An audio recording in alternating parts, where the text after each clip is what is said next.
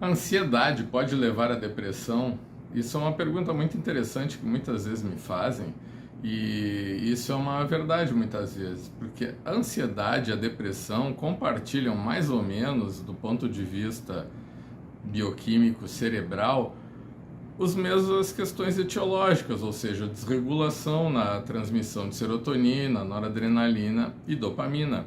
Então, muitas vezes as pessoas com transtorno depressivo já diagnosticável têm um histórico de longa data de ansiedade, de transtornos de ansiedade. Por exemplo, pessoas com depressão, adultos com depressão, podem se lembrar de serem jovens, de serem crianças, de serem adolescentes com timidez excessiva, como no caso da fobia social, né? A ansiedade de se expor, a ansiedade de desempenho, né? Na infância e na adolescência, timidez excessiva no caso, né? E também pode acontecer, muito comum, transtornos obsessivos compulsivos na infância, também na adolescência. Ou crianças muito irritáveis, adolescentes muito irritáveis também, com descontrole de impulso. Muitas vezes crianças e adolescentes com controle de impulso se tornam adultos com um transtorno depressivo. O que é importante salientar é que muitas vezes as pessoas com a depressão, né, os adultos já com depressão, eles têm um histórico de alterações comportamentais, cognitivas e muitas vezes de transtornos de ansiedade durante a infância e adolescência. Mas não só isso também, muitas vezes a pessoa começa a ter um transtorno de ansiedade, né, tipificado assim a partir dos 18, 20, 21 anos de idade, quando começa a sua atividade mais acadêmica, né, a sua atividade profissional mais proeminente. Nesses momentos gera muito estresse e muita ansiedade. Então o que acontece com essas pessoas? Elas têm ansiedade, mas vão matando no peito, elas vão segurando aqueles sintomas desconfortáveis de falar em público, de se impor, né, de não ter tempo para ficar conferindo coisas ou gastando com rituais para controlar a ansiedade, e até por questões de sobrevivência, ou ter que dar duro, né, para manter a própria vida, acabam deixando para depois, porque a ansiedade dá para ir levando nos estágios iniciais. Porém, o que acontece depois de um tempo é o desgaste que o organismo acaba levando dessa ansiedade crônica, porque ela vai causando sintomas do ponto de vista psíquico, como alterações cognitivas na percepção da realidade, por exemplo. E também o que pode ocorrer aí é o desgaste excessivo pela ativação do eixo hipotálamo hipófise adrenal, né, que vai liberar excesso de catecolaminas circulantes na corrente sanguínea e que vão afetar também o metabolismo cerebral, causando estresse oxidativo no corpo e nos neurônios. Então, esse estresse contínuo, enquanto a pessoa vai convivendo com a ansiedade, vai levando a uma situação de estresse oxidativo no cérebro e desregulação do sistema das aminas biogênicas cerebrais. E, consequentemente, isso pode acabar desencadeando um transtorno depressivo maior.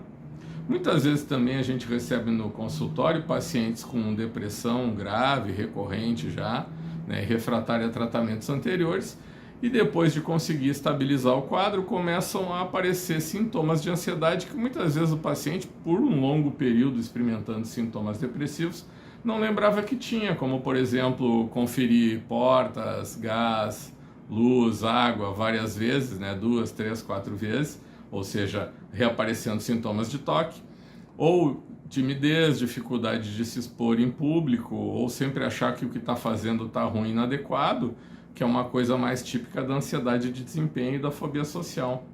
Então, o que acontece aí? Tu está vendo sintomas de ansiedade que eram pré-mórbidos à depressão, voltando quando se trata da depressão. Então, isso ilustra muito bem, sublinha muito bem esse tipo de situação que ocorre nesse sentido.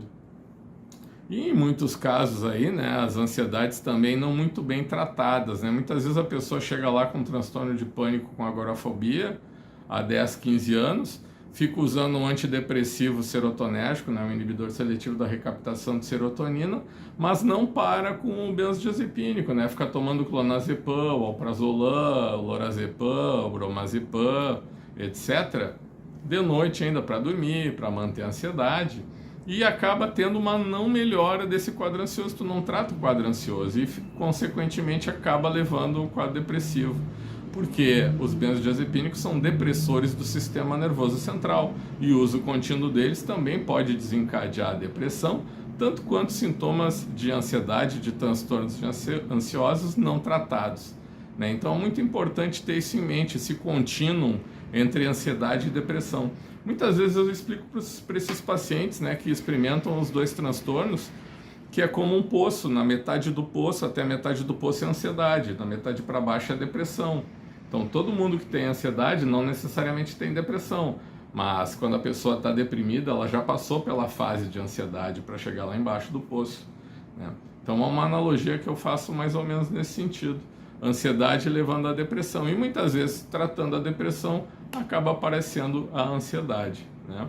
E muitas vezes a gente vê isso porque pacientes são refratários aí a tratamentos convencionais, e eu pego muito esse tipo de paciente na minha prática clínica, e quando a gente começa a usar uma terapêutica, né, um pouquinho mais aí agressiva nos transtornos depressivos, como os inibidores da monoaminoxidase, e algumas vezes até bastante o canabidiol, a gente vê melhora desse quadro depressivo e os sintomas ansiosos residuais reaparecendo, né? E aí necessitando, né, de tratamento, muitas vezes psicoterapêutico, ou de ajuste de dose aí do canabidiol para obter melhora nesse sentido.